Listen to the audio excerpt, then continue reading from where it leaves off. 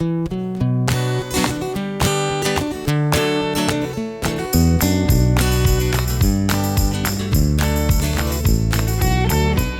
the Underpowered Hour. On this week's show, we're live from Pangolin 4x4 to recap this year's ANARC Pacific Northwest Meetup. And now, without further delay, here's the show.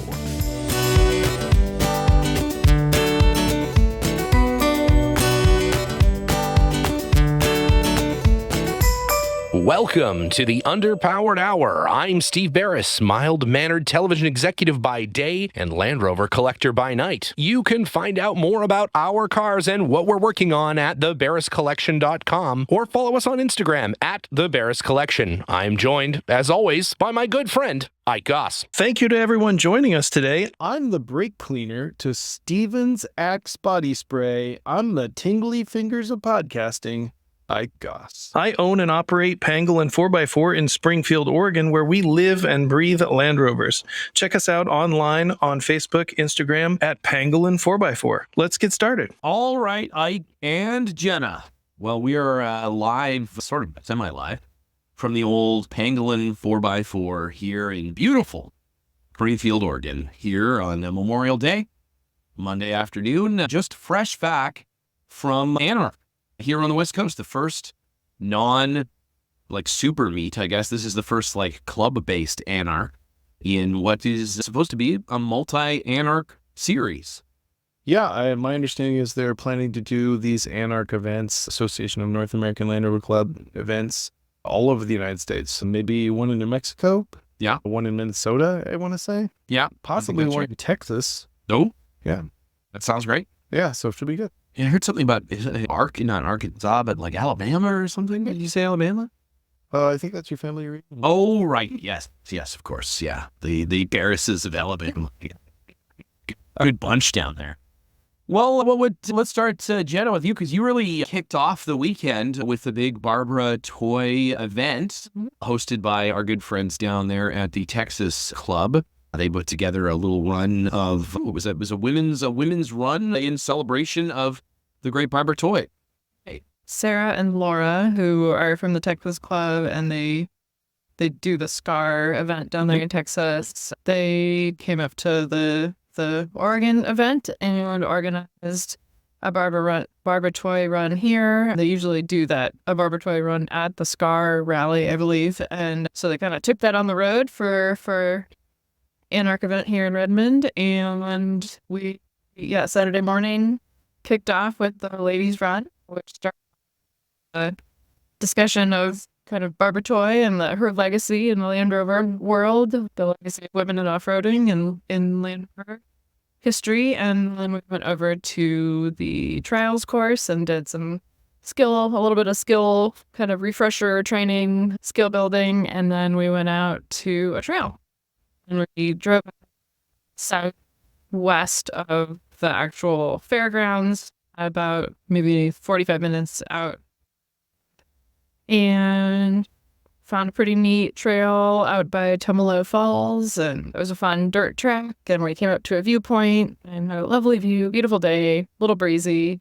And Abigail and I took the 80-inch cow, 1950 80-inch model, which is we felt paid a good homage to Barbara Toy, driving an 80-inch around. So we pulled the windshield down. It was sunny. It was breezy. It was a little dusty, but it was a great time. Right on. Very cool. Yeah, I believe Liza said she's still cleaning dirt out of recesses of her ears and nose and things, but well worth it. It was blustery, and in addition to the bluster, it was dry. So there was quite a bit of dust on the trails, or so we heard. Yeah. Meanwhile, Ike and I were scouring the campground / event field for interesting rigs for a new YouTube segment we're working on. I don't know what we're going to call it. We're still working on a name. I like Ike Inspects Your Rig, or maybe Show Us Your Rig. This could be misconstrued. Rig inspection? I don't know. Well, at any rate, we definitely found some neat cars to talk for about. Sure. We looked at Expedition Overland. Yes. We looked at some vintage cars. We did a tour of Ryan. Yeah, TDI Dormobile, very cool. Turned out super cool. And just generally caught up with some folks we haven't seen in a while. Man, I love a Dormobile. I gotta add one to the stable. You need one of those. I know. I'm like the only person I know now that doesn't have a Dormobile. Abigail's got a Dormobile. Jenny's got a Dormobile. Everybody's got a Dormobile. Everybody's got one. Yeah. There's just everybody's got a Dormobile. I know. And Ryan's was really impressive. He's done some really nice work. New canvas or tarp or whatever the hell you call the stripe you get. It's a foldy Canopy, the foldy canopy part. New bunk material. He's done a really nice job of the cabinetry inside. All the seats have been reupholstered. And of course, like you said, it runs a 300 Ti. And so apparently drives very well mannered on the highway as opposed to Linus's Dormobile, which I believe he's still on his way here now from the Red. Yeah, I want to say his average road speed was like 7. 7, yeah. Right. Yeah, 7 feet. He was, Feet to per be hour. fair, he was towing, his 1930 Gilkey tent trailer. It's amazing. And that thing is super, super cool. And you guys, mistaken, did sort of a tour of As an homage to the sort of MTV cribs of the 1990s, we did a tour of Linus's. I mean, tent trailer doesn't do it justice. It's simply, what would you call it? I would say it's like a mobile condominium complex. I mean, the thing is amazing. It's multi-bed.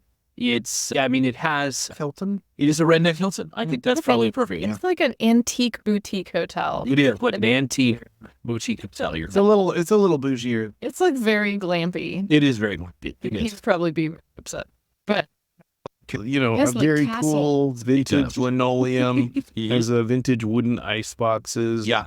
Cool lanterns, brass gauze windows. That's right, you yes. know, like some really I good mean, stuff. it does look like it takes about 7 hours to set up and take down. Everything is made out of waxed canvas. Ooh. And if an open flame goes anywhere near that thing, it's going to be gone in seconds.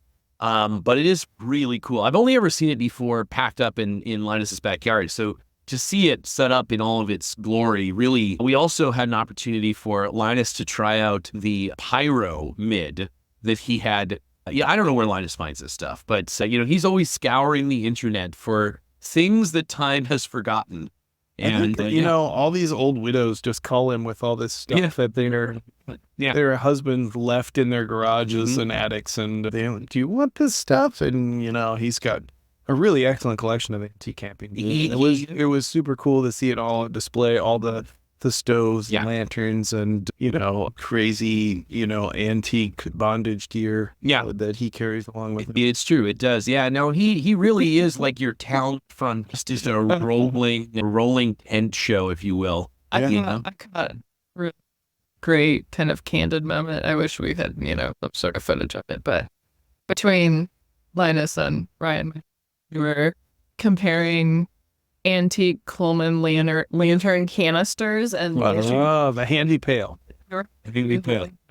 special moment comparing the lids and Holy God. looking for date stamps. And Man, it was a if really you're a- special moment. If you're a rover dork or a camping nerd or some sort of expedition weirdo, Yeah. then this was definitely the place to be. Yeah, without question. Yeah, if you wanted to make fun of someone and you were just one of those things, and you saw Linus and Ryan together, finally, you were cooler than two other people. Good people watching. Good people watching. No, really great. And some very cool cars.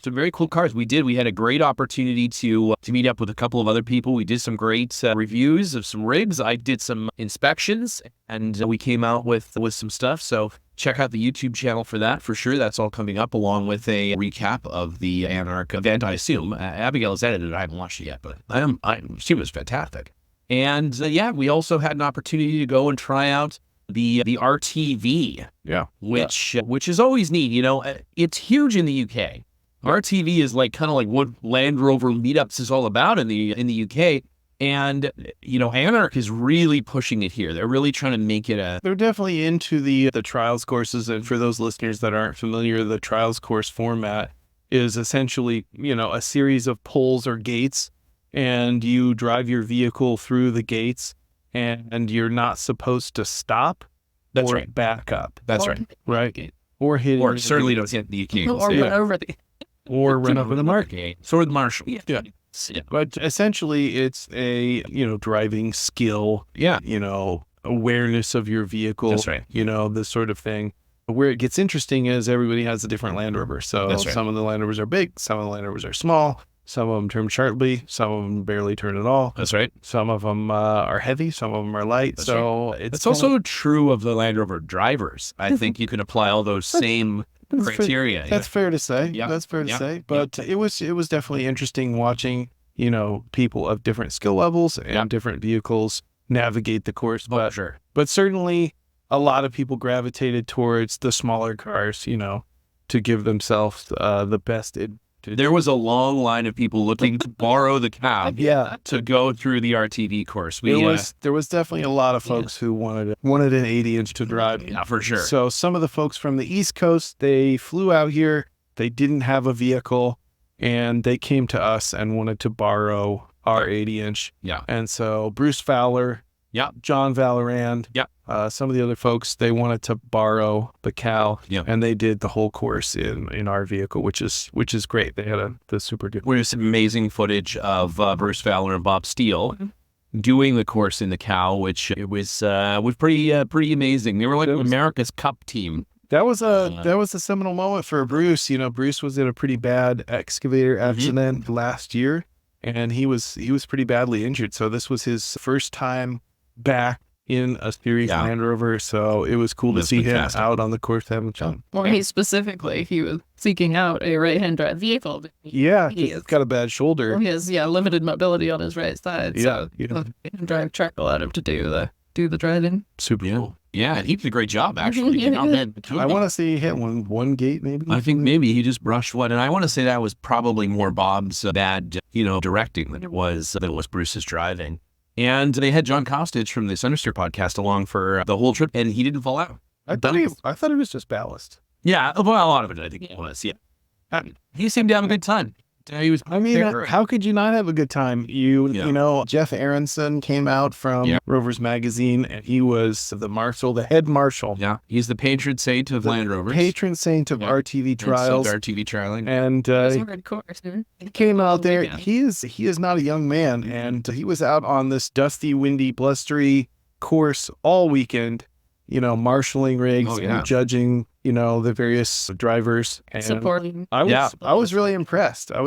We volunteered to be marshals for like 3 hours or something like that. And it's a workout, goofing up and down all those little hills and making sure that everybody's following the rules. Oh, for sure it is. Yeah, we were lucky enough to be invited to commentate the ANARC Cup, or at least the last two sections. There was a scavenger hunt portion that was going on throughout the entire weekend, just like there was at Greek Geek, and then that was capped off with an RTV section, and then a physical challenge. Yeah, which is what ultimately led Liza and I to opt out.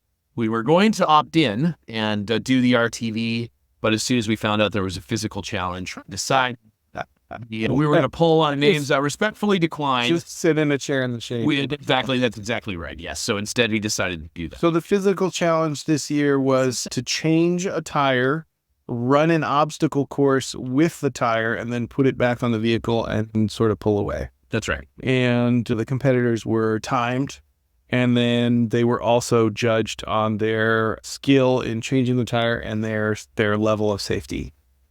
And I would say, I was intended to be a safety marshal. Yeah, that's right. And I was watching everybody, and I think everybody was in a hurry, and they they forgot that safety very quickly went out the window. Safety was definitely a secondary concern. In some cases, there was, a lack of wheel chock. There was people who were, driving off the jack instead of lowering it, and there was also no one secured their spare tire when they drove away. They threw it. Nobody. I guess you're supposed to put your seatbelt on, some various things like that. But, did some of those series cars have seatbelt?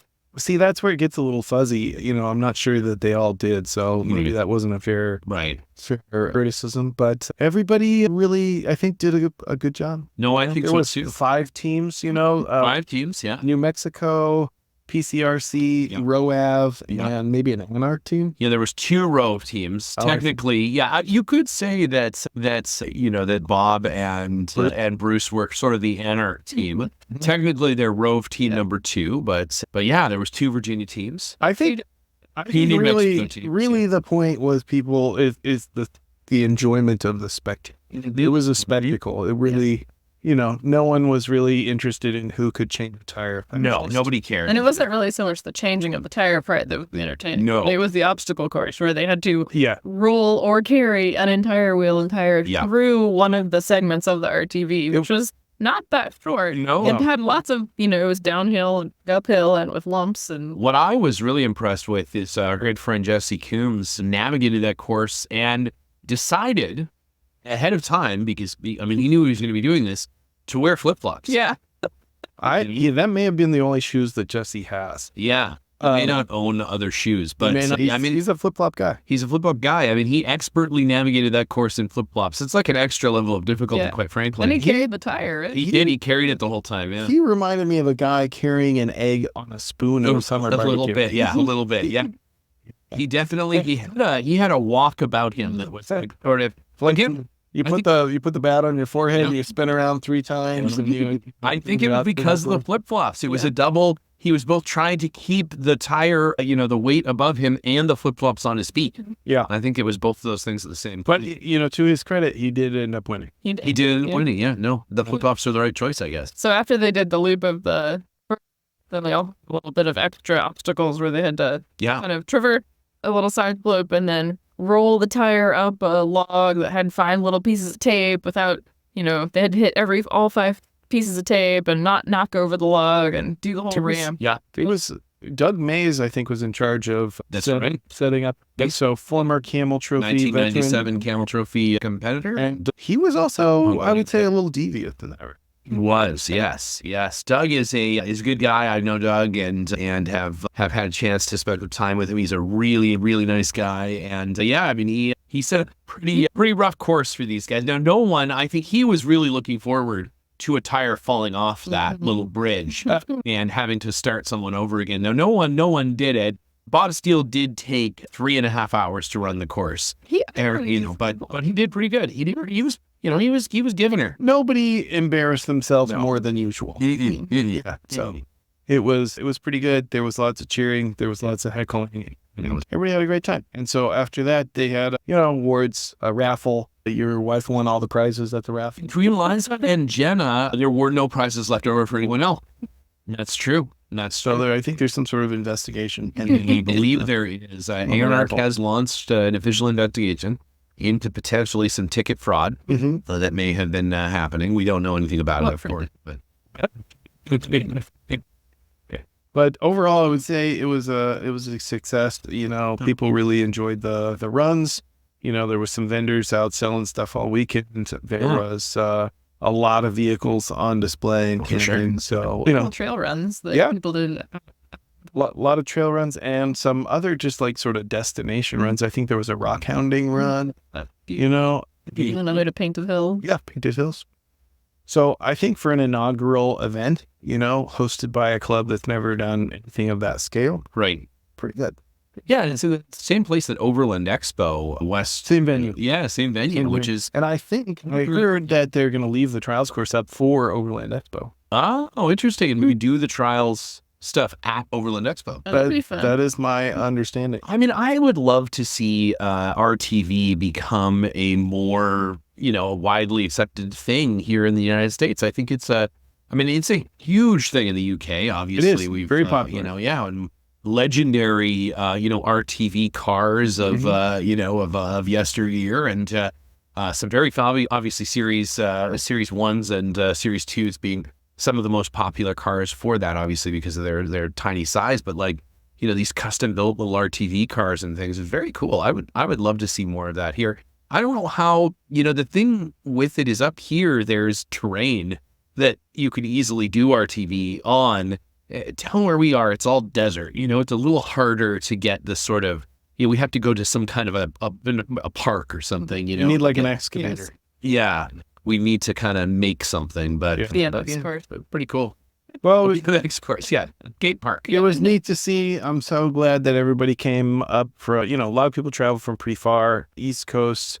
There was, I think, some folks from Canada, Yeah. down from Southern California. So really sort of a nationwide participation. It was neat to see. I think there was around 100 trucks. Yeah, I'd say. something like that. I think that was right. And it was probably, if I had to guess, there was maybe, a quarter of it was series cars, a quarter of it was, classic Defenders, and then a quarter of it was maybe like Range Rovers and Discoveries. Yeah. And then probably a quarter of it was newer, Defender, Drover, LR2, LR3. That's right. Yeah. I'm sorry, that's not LR2, LR3 and 4. LR3 and 4, yeah.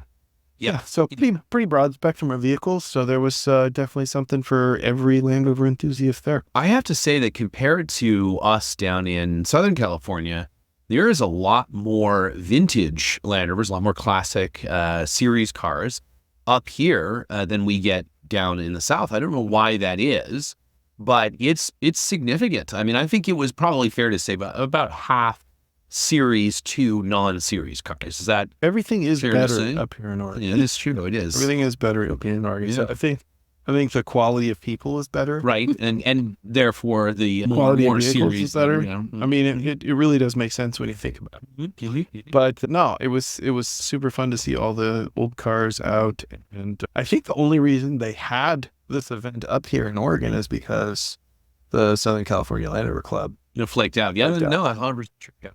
100% true. Well, I think the plan is to do it in Southern California next year Next year. until we don't. Yeah. Yeah, but I think the plan Right is up a month ahead of time. and then left turn, sudden left turn. No, Can't do it. no, I think the plan is to do it next year in Southern California, and then the year after it may come back up here. It I may like go to Northern California. I really like this idea that there's going to be an ANARC event on the West Coast, and it's just going to kind of move between clubs. Mhm. Same thing with the Central and then the Eastern clubs, because it gives you an opportunity, if it's an excuse to go to some of these areas, to try out some of these trails, to visit with some of these people, and it's nice. It's nice to it's nice to sort of have a sort of prescribed reason to do that, because otherwise it's too easy to just sort of stay in your area, stay within your club. And I think that's kind of the whole purpose of ANARC. And I think they're doing a great job of sort of getting people together, getting just the word out, and giving people a reason to just get out there, because all too often we all say, oh, I'd love to get out to Winter Romp, or I'd love to get out to something or whatever. And then we don't. We're doing something, we're doing whatever, right? I think one of the things that we didn't necessarily mention was that there was things going on there that weren't necessarily Land Rover related. There was fairground. There was, well, in addition to there being some other things, some other groups that had rented out portions of the fairgrounds, just right there in the Land Rover group, there was. Those were kind Those of were amazing. There was like a horse show. It was a horse show. A muscle man show. There was the what was it, the Some bodybuilders convention. The bodybuilders convention? What was it out? And then there was the National Physique Committee.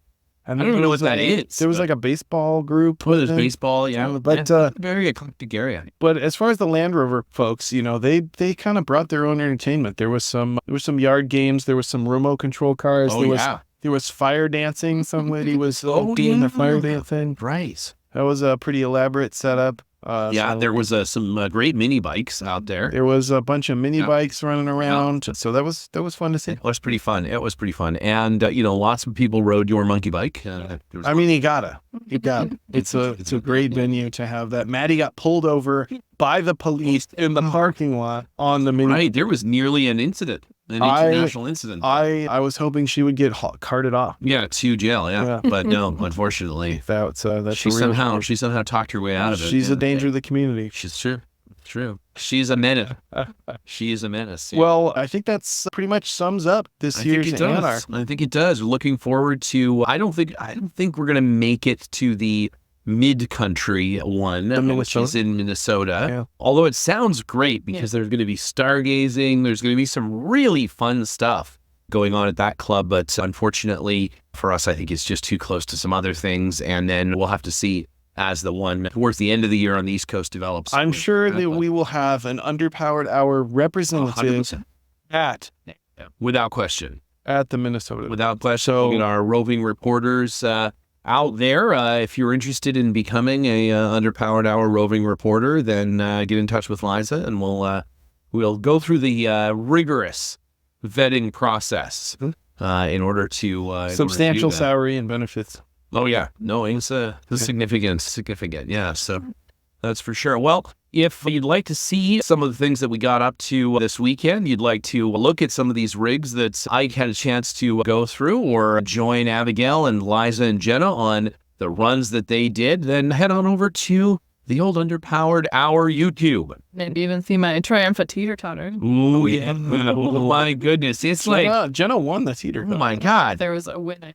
You won. Yeah, there's That's no what question said. you won. Yeah. That's what everybody said. You won the teeter. I mean, there's only like 2 or 3 people who even got it done after like trying it for an hour. Yeah. Jenna nailed it. It was amazing. It was Pretty very impressive. cool. But so head on over there. And until next week, we'll see you. See you on the trail, guys.